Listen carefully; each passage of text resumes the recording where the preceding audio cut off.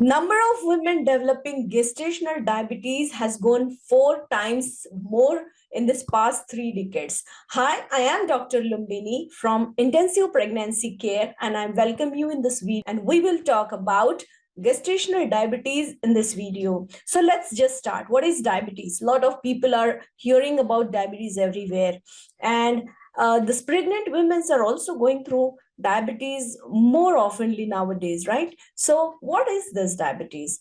So it is like a normal diabetes, but when the woman develops a diabetes during her pregnancy period is called as gestational diabetes.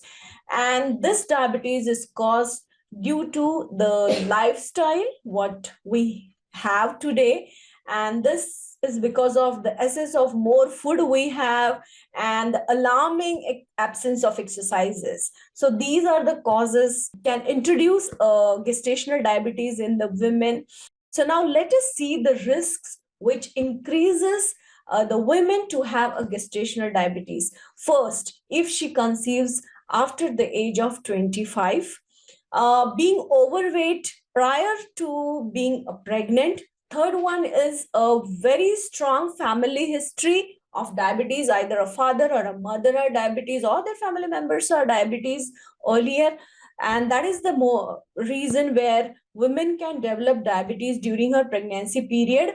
A history of diabetes in her previous pregnancy is also a risk where she can develop a gestational diabetes. Again, a baby more than 4 kg or 4 kg in her previous pregnancy are also the risk factors. Stillbirth. If a woman went through a stillbirth before previously, she can develop a gestational diabetes.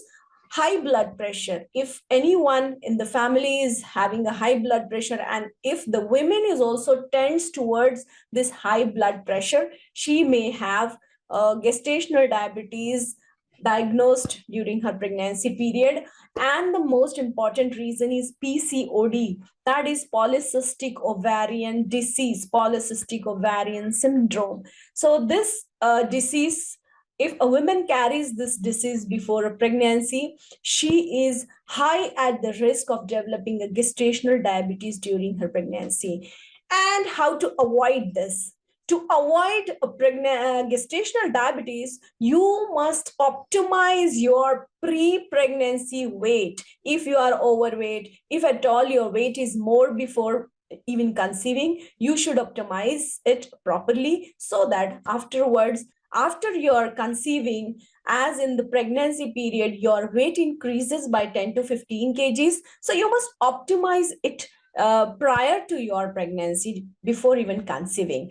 So the next one is build a very regular regime of exercises. Your workout should be very nice. So if at all your weight is more, or you have these kind of risks which we have discussed before, so if at all these points are there in your regime routine, you should build a very good regular exercise or workout routine with yourself. Reduce your waist measurement. Waist measurement is a big factor where you are more prone towards getting diabetes. Okay, so your waist measurement should always be appropriate according to your body structure. Okay, advice from physician. If at all your family members or there is an inheritance history of diabetes in your family, so you should take advice from a physician before even conceiving, so that whatever you are planning for your pregnancy should be smoother. Okay, so gestational diabetes usually can be diagnosed during the 20th week or say 24 to 28th week. So if you have your blood sugar done in the first trimester, and if it is normal, no issues till your 20th week. But during this period, if you have not taken a good lifestyle, or if you're not following a good regime, a good workout regime, a good diet regime, you can develop gestational diabetes. The main reason I have observed that women's go for their offices, go to their workplaces, they sit they have their food, they sit, lot of mental pressure is there, work pressure is there, and no exercises, no movement of their body, and they are carrying their baby. This is the case what I have seen most of the time with the women, and they develop gestational diabetes very easily. So girls, here is alarming video where I have shared you what are the reasons, so you should avoid these kind of reasons. So let us see how it happens. Now insulin is a hormone which controls blood sugar. Okay, so whenever we eat something, that goes to our bloodstream and that creates a sugar. Okay, now this sugar is further developed into energy, and we utilize this energy for our day-to-day life. This is the normal work. Okay, now what insulin does, insulin controls this blood sugar. Okay, now when our placenta is producing a lot of hormones, this hormones get imbalance in our body, and this doesn't allow insulin to do insulin's work properly. So this concept is called as insulin resistance. So insulin gets resistant towards all other hormones, and the work of insulin just get decreases, and that's why our blood sugar increases in our body, and that is the reason why gestational diabetes happens. Okay, so now if we do exercises, lot of oxygen comes into our body, and it helps our hormone to get balanced. Okay, if our other hormones are balancing, that will not disturb or make insulin resistance. So this is not about only doing it once or twice.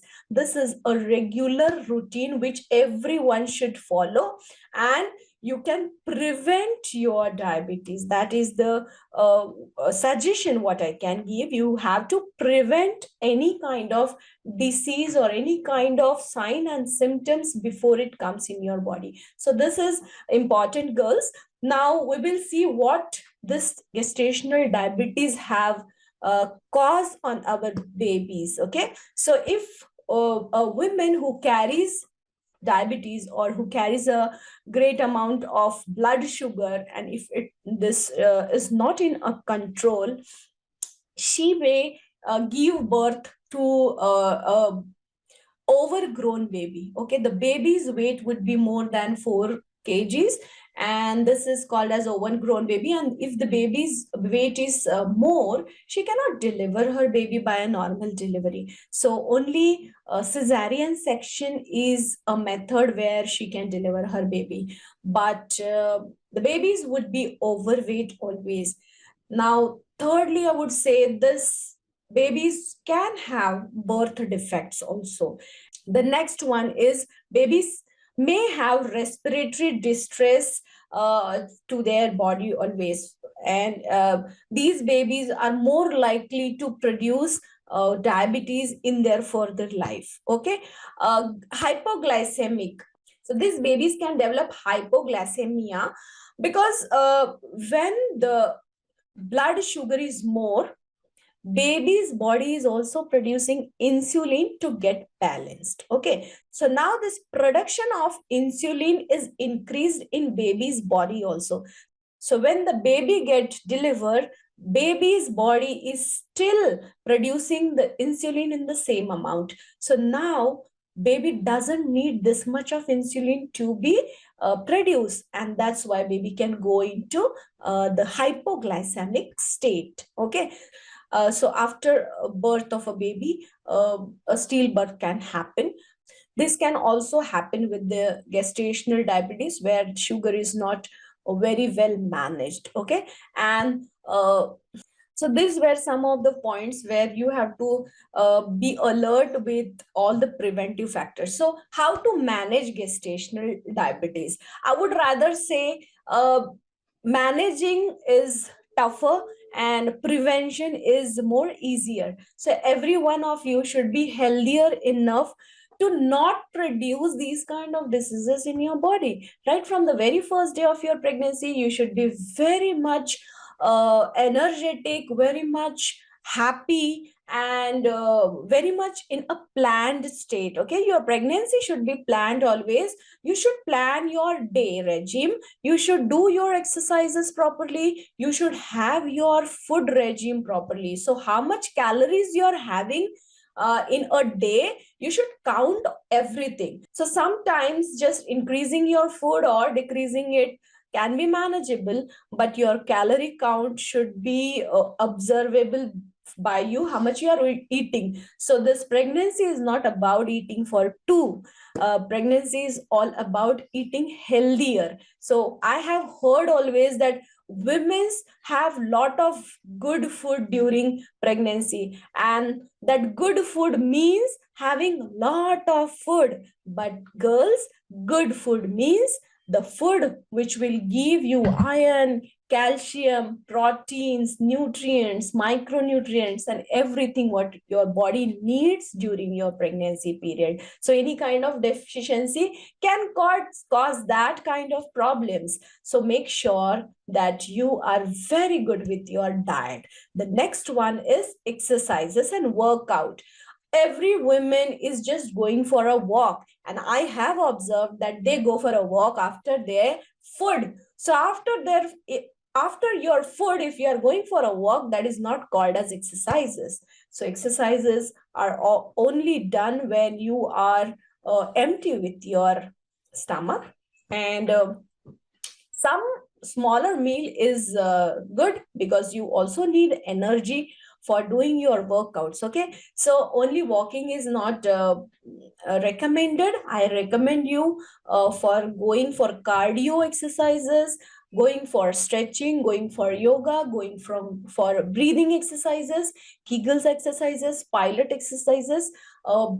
Many exercise workout regimes are there for, especially for pregnant women, and you should just plan your week-wise exercises, and that's how you can be experiencing a very healthy and a happy pregnancy. So here I end up with this video. Any kind of queries if you have, you can just message me and I'll try to answer you. If at all you want to attend a Garbhsanskar workshop, the link is shared in this bio, in the explanatory section. So you can go and register for the workshop, where I explain more deeply regarding the pregnancy care, regarding the Garbhsanskar, regarding the women health, regarding the child health. So meet you girls, take care and be happy.